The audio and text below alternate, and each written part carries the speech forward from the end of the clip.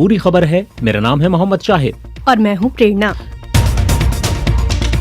आज के पॉडकास्ट में बात पाकिस्तान में ईरान के एयर स्ट्राइक, ज्योतिर्मठ शंकराचार्य के इंटरव्यू और खेल की दुनिया की। पाकिस्तान की स्पोक्स पर्सन है फॉरेन ऑफिस की मुमताज जहरा, उन्होंने अभी से थोड़ी देर पहले एक प्रेस कॉन्फ्रेंस की थी। उसमें उन्होंने कहा है कि हम जो ईरान के सफीर हैं उनको यहाँ से निकाल रहे हैं, यानी मुल्क बदर कर रहे हैं। पाकिस्तान में ईरान की एयर स्ट्राइक के बाद दोनों देशों के संबंध तनावपूर्ण हुए। पाकिस्तान ने वापस बुलाया राजदूत। 3 अलग अलग देशों में ईरान की कार्रवाइयों का क्या है मकसद, करेंगे इस पर विस्तार से बात। किसी भी तरह से ईरान ये मैसेज नहीं देना चाहता कि इस रीजन में जो कुछ भी होगा ईरान साइलेंट बैठेगा। ईरान इस रीजन में एक बड़ा एम्बिशियस और एक हेजेमोनिक एक्टर की तरह बिहेव करना चाहता है। ज्योतिर्मठ के शंकराचार्य अविमुक्तेश्वरानंद क्यों राम मंदिर के प्राण प्रतिष्ठा समारोह में नहीं जाएंगे, जानेंगे खुद उन्हीं से। आज की तारीख में दिव्यांग मंदिर है। दिव्यांग मंदिर में भगवान को, सकलांग को कैसे प्रतिष्ठित कर सकते हैं? मंदिर के पूरा बन जाने के बाद ही प्रतिष्ठा शब्द जुड़ सकता है। अभी अगर प्रतिष्ठा शब्द कहा जा रहा है तो ये व्यर्थ है। अभी कोई प्रतिष्ठा वहाँ नहीं हो सकती है। भारत और अफगानिस्तान के बीच तीसरे T20 मैच की भी होगी बात, लेकिन सबसे पहले सुनते हैं प्रेरणा से पूरे दिन का हाल।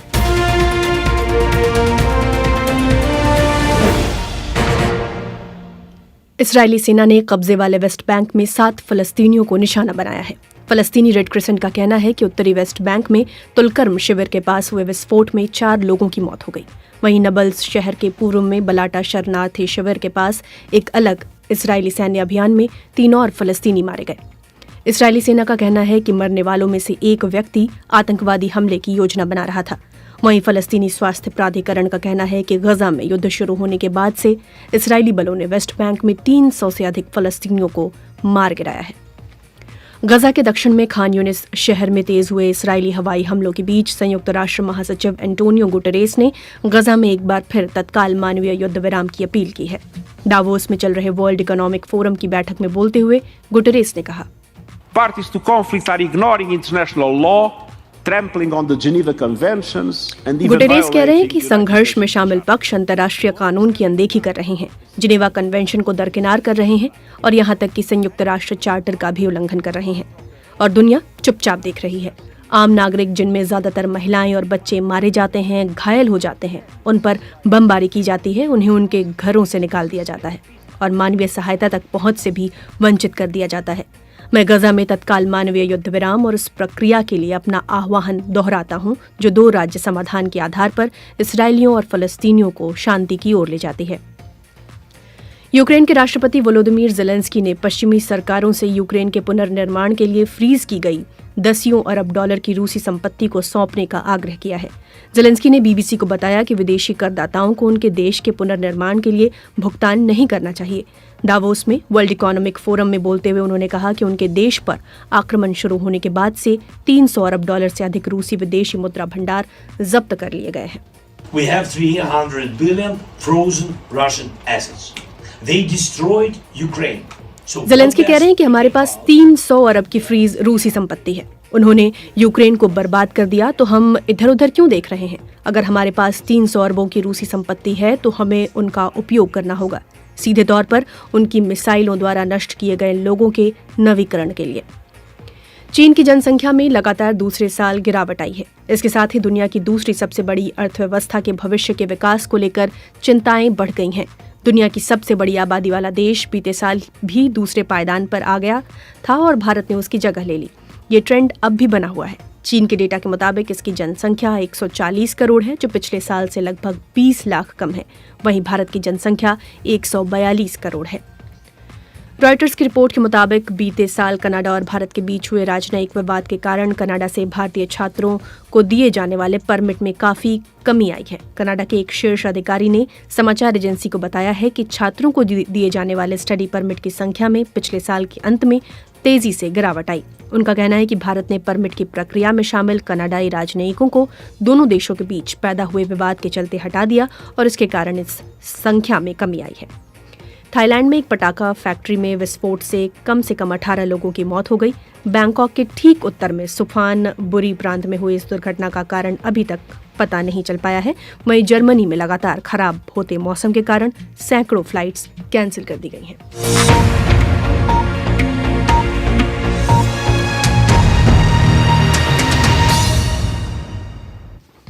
बीबीसी हिंदी का ये न्यूज़ पॉडकास्ट दिन भर पूरा दिन पूरी खबर है। अभी प्रेरणा से आपने देश दुनिया की ताज़ा खबरें सुनी और अब पॉडकास्ट में विस्तार से बात ईरान की। बीते 2 दिनों के दौरान ईरान के शीर्ष सुरक्षा बल रिवॉल्यूशनरी गार्ड्स ने बड़ी कार्रवाइयां की हैं और उनकी तरफ से 3 देशों के अंदर मिसाइल हमले किए गए हैं प्रेरणा। और इन एयर स्ट्राइक्स में जो है वो ड्रोन भी इस्तेमाल हुए हैं, यानी कि मिसाइल के अलावा ड्रोन से भी हमले किए गए हैं। और अगर बीते सोमवार की बात करें तो ईरान के इस्लामिक रिवॉल्यूशनरी गार्ड कोर, जिन्हें IRGC कहा जाता है, उन्होंने इराक और सीरिया में मिसाइल हमले किए थे। वहीं कल भारत के पड़ोसी देश में भी हमले हुए हैं। जी, कल देर शाम को पाकिस्तान के बलूचिस्तान प्रांत में भी एक चरमपंथी संगठन के ठिकाने पर मिसाइल और ड्रोन से हमला किया गया। ईरान की इस कार्रवाई के बाद दोनों देशों के रिश्तों में तल्खी देखने को मिली है। पाकिस्तान ने ईरान से अपने राजदूत को वापस बुला लिया है, वहीं तेहरान गए ईरान के राजदूत को पाकिस्तान ने वापस आने से मना कर दिया है। और अभी कुछ ही देर पहले नई जानकारी आई है, क्योंकि इस पर अभी तक ईरान की ओर से कोई बयान नहीं आया था। अभी ईरान के विदेश मंत्रालय ने बयान जारी किया है और ईरान के विदेश मंत्रालय ने दावोस में कहा है कि उनका निशाना जो था वो पाकिस्तानी नागरिक नहीं थे, बल्कि उनका कहना है कि आतंकी संगठन है जैश अल अदल, वो उनका निशाना था और उसको जो है वो आतंकी संगठन मानता है। ईरान ने और कुछ भी जानकारियां दी हैं। उनका कहना है कि जैश अल अदल जो है वो पाकिस्तान के बलूचिस्तान प्रांत से अभी काम कर रहा है, उसने वहाँ शरण ली हुई है। और उन्होंने कहा कि इसके पहले वो कई बार पाकिस्तानी अधिकारियों को इसके बारे में जानकारी दे चुके हैं। और उन्होंने हाल फिलहाल जो वो ग्रुप है जिसकी बात ईरान कर रहा है, उसने ईरान के सिक्योरिटी अधिकारी की एक उन्होंने हत्या की थी। उसके बाद उन्होंने कहा कि उसी का एक जवाबी कार्रवाई से माना जाए। हमने साफ तौर पर केवल उस टेररिस्ट ग्रुप को ही निशाना बनाया है, हमने पाकिस्तान की सरजमी पर उनके नागरिकों को निशाना नहीं बनाया है।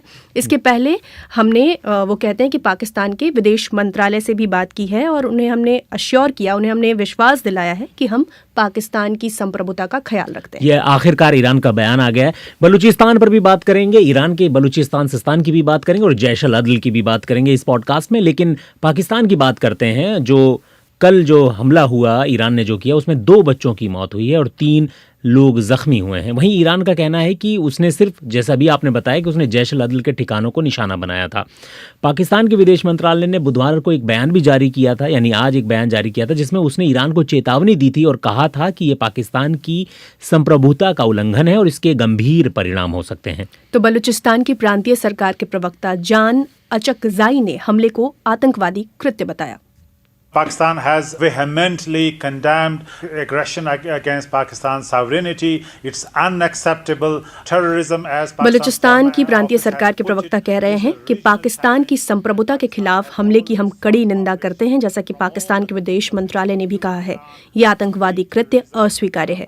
यह एक क्षेत्रीय चुनौती है और पाकिस्तान ने आतंकवाद से निपटने के लिए हमेशा ईरान सहित क्षेत्र के सभी देशों से सहयोग मांगा है। पाकिस्तान खुद आतंकवाद का शिकार है। पिछले 1 साल में केवल बलूचिस्तान में 80 से अधिक आतंकवादी घटनाएं हुई, जिनमें 240 लोग मारे गए। तो हम खुद आतंकवाद का शिकार हैं और जहां भी आतंकवाद है वहां पाकिस्तान है, न केवल क्षेत्र के अंदर बल्कि बाहर भी। इसलिए यह अस्वीकार्य है और पाकिस्तान को अपनी संप्रभुता के खिलाफ किए गए किसी भी आक्रामकता का जवाब देने का अधिकार है। जी, ये है। इसी के बाद ईरान का जवाब आया। जी, और बलूचिस्तान की प्रांतीय सरकार के प्रवक्ता हैं जिन्होंने ये सब कहा है। लेकिन पाकिस्तान का जो बलूचिस्तान का इलाका है वो केवल सिर्फ पाकिस्तान में नहीं है। बलूचिस्तान का इलाका वो अफगानिस्तान में भी है, ईरान में भी फैला हुआ है। और जो है पाकिस्तान में जो बलूचिस्तान में अलगाववाद का मुद्दा है वो भी काफ़ी चर्चित रहा है और सब जानते हैं। अहमद बुख्ती से लेके कई नेता रहे बलूचिस्तान का जिनकी चर्चा होती रही है।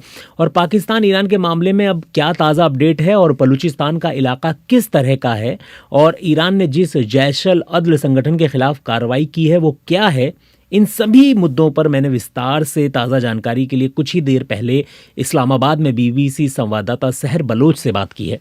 अब ये अपडेट है फिलहाल के जो पाकिस्तान की स्पोक्स पर्सन है फॉरेन ऑफिस की मुमताज जहरा, उन्होंने अभी से थोड़ी देर पहले एक प्रेस कॉन्फ्रेंस की थी। उसमें उन्होंने कहा है कि हम जो ईरान के सफीर हैं उनको यहाँ से निकाल रहे हैं, यानी मुल्क बदर कर रहे हैं, और जो पाकिस्तान का जो एम्बेसडर है उसको वापस बुला रहे हैं और यहाँ से सस्पेंड कर दिया उनको। दूसरी बात यह है कि जब ये कल रात को ये लेट इवनिंग में ये स्ट्राइक्स हुई हैं पाकिस्तान के अंदर, उसमें कहा गया है कि मिसाइल से जो है वो हमला किया गया है। तो उसमें जो है ना वो ये बता रहे थे कि शाम के टाइम पर इन्होंने अटैक किया है और जिस इलाके में किया है वो बिल्कुल बॉर्डर के पास है और उसका इलाके का नाम, ये गाँव है जिसका नाम है सब्सको। तो यहाँ पर जो है स्ट्राइक्स हुए हैं रात के टाइम पे। जी सहर, अगर हम बात करें ईरान के हिस्से में भी बलूचिस्तान का एक हिस्सा है जिसे सिस्तान बलूचिस्तान कहते हैं, वहीं पाकिस्तान में भी एक बलूचिस्तान का हिस्सा है। दोनों में हम क्या अंतर देख पाते हैं और दोनों में जो मिलिटेंट ग्रुप हैं वो किस तरीके के हैं?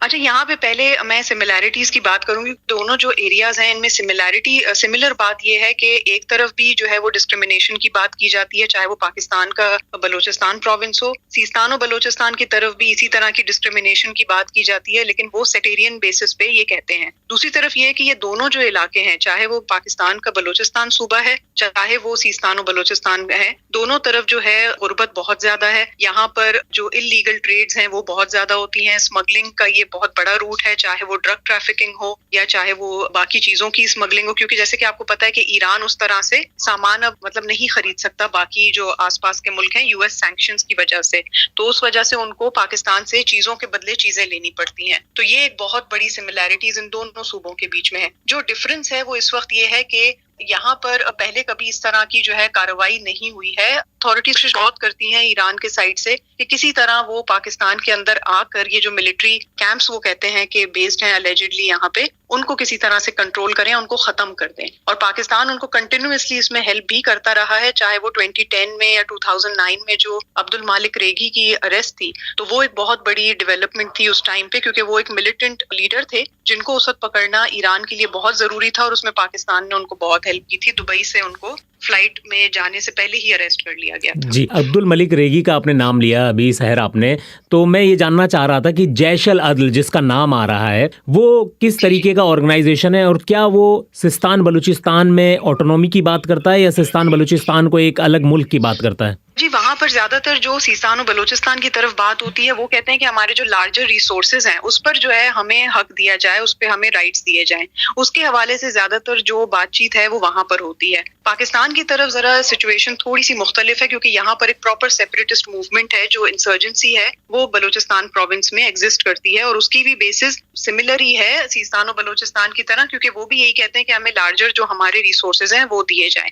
जैश अल अदल की जो बात है ये एक छोटा मिलिटेंट ग्रुप है, जो कि जब ये अब्दुल मालिक रेगी को मारा गया था 2009-10 में, जब इनको अरेस्ट कर लिया गया था, उसके बाद ये जो है डेवलप हुई थी और काफी इसने अपनी जो है जगह बनाई थी, क्योंकि इन्होंने ये कहा था कि हम जो हमारे लीडर को जो एग्जीक्यूट किया है उसके बाद इन्होंने ये दावा किया कि हम अब इसका बदला लेंगे, कुर्दों के साथ जो नाइंसाफी होती है ईरान में या बाकी जगहों पे डिस्क्रिमिनेशन है उसका हम बदला लेंगे।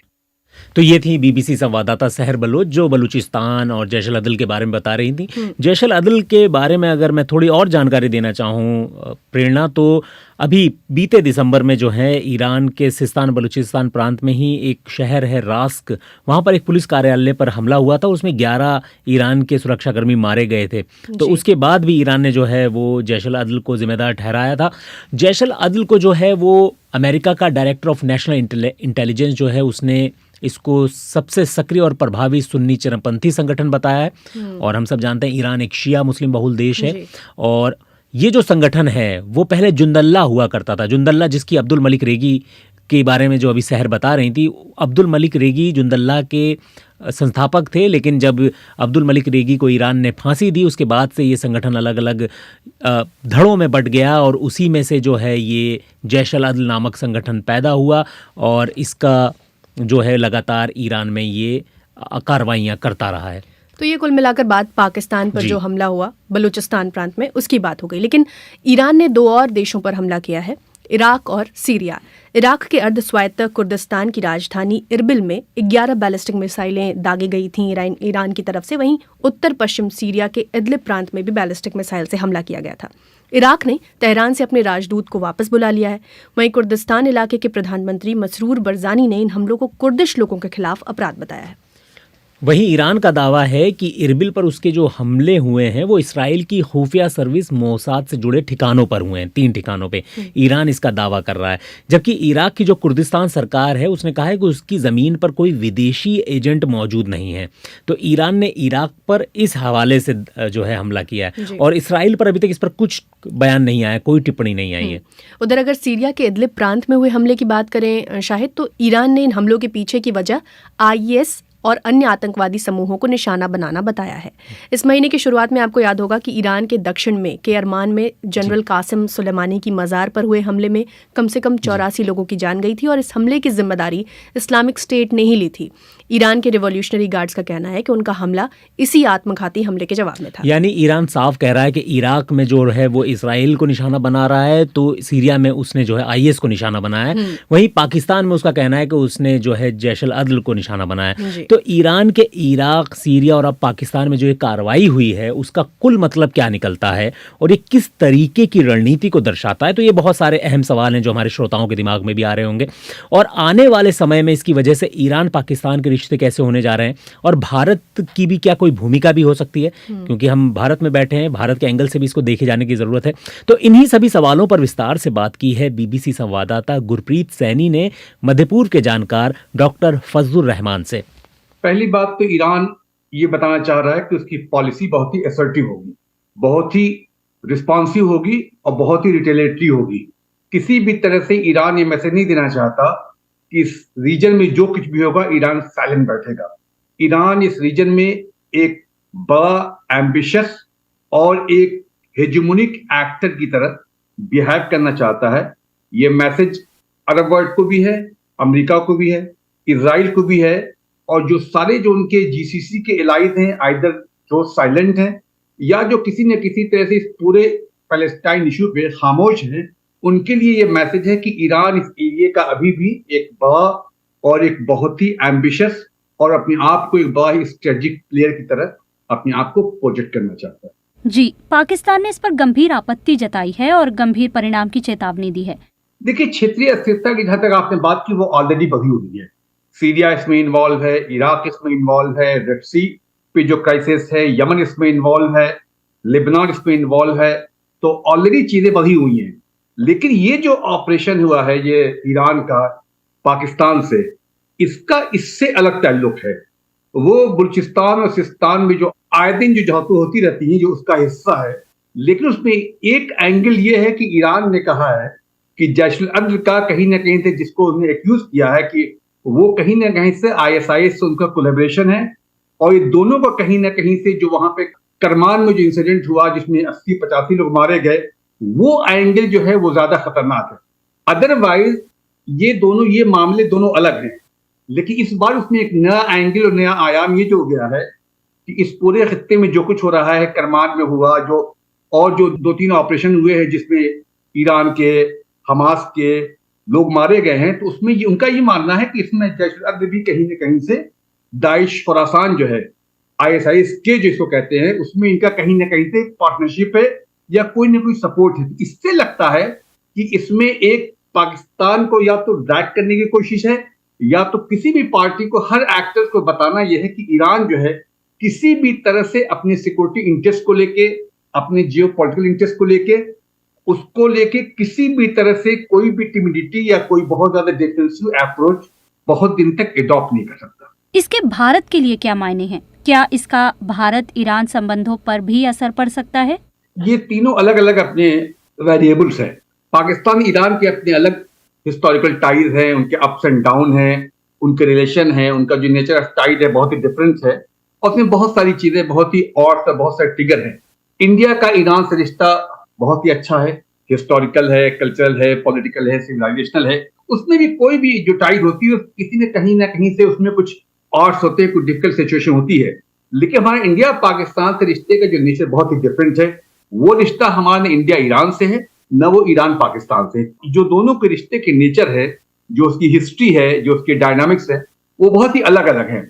उसमें मुझे नहीं लगता कि इंडिया किसी तरह से भी अपने आप को वहां कोई जीरो सम गेम देखना चाहेगा, ये देखेगा कि उससे बेनिफिट है।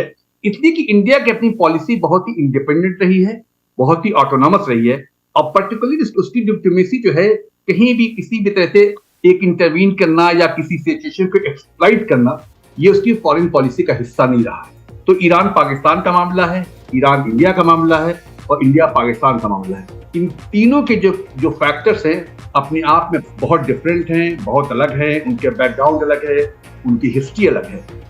ईरान की कार्रवाई पर अधिक जानकारी दे रहे थे विदेश मामलों के जानकार डॉक्टर फजलुर रहमान। तो ये बीबीसी हिंदी का न्यूज़ पॉडकास्ट दिन भर पूरा दिन पूरी खबर है। इस पॉडकास्ट को और बीबीसी हिंदी के सभी पॉडकास्ट को आप गाना, जियो सावन और स्पॉटिफाई जैसे मोबाइल ऐप्स पर भी सुन सकते हैं। आगे पॉडकास्ट में क्या होगा जानते हैं। हमारे यहाँ शास्त्र में सभी वास्तुशास्त्र जितने भी हैं उनको उठा के देख लीजिए। सब ऋषि महर्षियों ने एक ही बात निरूपित किया है कि जो मंदिर है वो परमात्मा का शरीर है। राम मंदिर की प्राण प्रतिष्ठा में क्यों नहीं जाएंगे ज्योतिर्मठ के शंकराचार्य, जानेंगे खुद ही उनसे।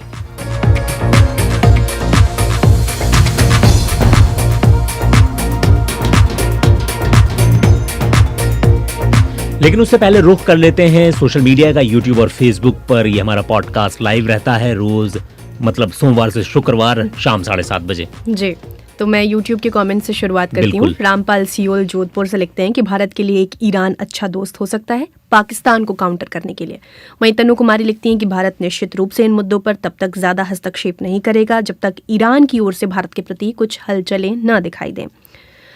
वहीं कुमार मोहन लिखते हैं कि ईरान इसराइल का समर्थन करता है या फिलिस्तीन का। और विजय दत्त लिखते हैं कि ये कार्यक्रम YouTube पर तो है, आप लोग दिखते क्यों नहीं हो, ये मेरा बड़ा प्रश्न है। तो ये पॉडकास्ट मीडियम है। विजय दत्त जी, और आप हमें यहाँ केवल सुन सकते हैं। और इसके अलावा अगर मैं बात कर लूँ फेसबुक के कमेंट्स की, तो संगीता खड़के कहती हैं कि युद्ध मानवता को शर्मसार करता है। जगदीश वर्मा ने कमेंट किया है। अरशद शेरा ने कमेंट किया। जगदीश वर्मा कहते हैं ईरान एक शिया देश है, उसके दुश्मन अरब समेत पाकिस्तान में रह रहे उस पर हमला करते हैं। हीरा लाल रॉय कहते हैं कि आतंक की कोई जाति नहीं होती, मानवता के लिए खतरा है। उपेंद्र मणि त्रिपाठी, वीरेंद्र कुमार शर्मा, DK परमार, राकेश दुबे और जगदीश वर्मा, अरुण पाटीदार, ये सबके कमेंट्स आ रहे हैं। और लगातार कमेंट्स करने के अलावा मेरा कहना होता है कि इसको शेयर भी किया करें हमारे इस पॉडकास्ट को। आप सुन रहे हैं BBC हिंदी का पॉडकास्ट दिन भर पूरा दिन पूरी खबर। और अब पॉडकास्ट का दूसरा पड़ाव है और दूसरे पड़ाव की शुरुआत करिए आप प्रेरणा। शाहिद 22 जनवरी की काफ़ी चर्चा है। इस तारीख को अयोध्या में राम मंदिर की प्राण प्रतिष्ठा होनी है और जैसे जैसे ये तारीख नज़दीक आ रही है चर्चा इस बात की हो रही है कि कौन इसमें शामिल होगा और कौन नहीं होगा। जी, और कांग्रेस ने पहले ही प्रतिष्ठा के कार्यक्रम से दूरी बना ली है। बीजेपी RSS का वो कह रहे हैं कि ये बीजेपी RSS का पॉलिटिकल इवेंट ज़्यादा लग रहा है। तृणमूल कांग्रेस की प्रमुख और पश्चिम बंगाल की जो मुख्यमंत्री हैं ममता बनर्जी, वो भी कार्यक्रम में शामिल नहीं हो रही हैं और शरद पवार ने भी कार्यक्रम में शामिल ना हो सकने की बात कही है। पर राजनीतिक पार्टियां और विपक्षी नेताओं की इस कार्यक्रम से दूरी एक तरफ है, लेकिन हिंदू धर्म में सर्वोच्च धर्मगुरु जो होते हैं शंकराचार्य, उन्होंने भी प्राण प्रतिष्ठा आयोजन में शामिल नहीं होने की बात कही है। जी, हिंदू धर्म में शंकराचार्यों का सम्मान और उन्हें आस्था की नज़र से देखा जाता है। ऐसे में शंकराचार्यों की कार्यक्रम से दूरी की क्या वजह है, यही जानने की कोशिश की BBC संवाददाता अभिनव गोयल ने, और इसके लिए बात की देश के 4 शंकराचार्यों में से एक ज्योतिर्मठ के शंकराचार्य अविमुक्तेश्वरानंद सरस्वती महाराज से। हमारे यहाँ शास्त्र में सभी वास्तुशास्त्र जितने भी हैं उनको उठा के देख लीजिए। सब ऋषि महर्षियों ने एक ही बात निरूपित किया है कि जो मंदिर है वो परमात्मा का शरीर है और उसका जो शिखर है वो उनकी आंखें हैं, जो कलश है वो उनका सिर है और जो ध्वजा पताका है वो उनके बाल हैं, और इसी तरह से चरण से चलता है। तो अभी सिर बना ही नहीं, अभी केवल धड़ बना है, और धड़ में ही आप प्रतिष्ठा कर देंगे तो ये तो हीनांग हो गया ना, जिसको हम लोग विकलांग कहते थे और मोदी जी ने कह दिया है कि नहीं विकलांग मत कहो, दिव्यांग कहो। तो आज की तारीख में दिव्यांग मंदिर है। दिव्यांग मंदिर में भगवान को, सकलांग को कैसे प्रतिष्ठित कर सकते हैं? मंदिर के पूरा बन जाने के बाद ही प्रतिष्ठा शब्द जुड़ सकता है। अभी अगर प्रतिष्ठा शब्द कहा जा रहा है तो ये व्यर्थ है।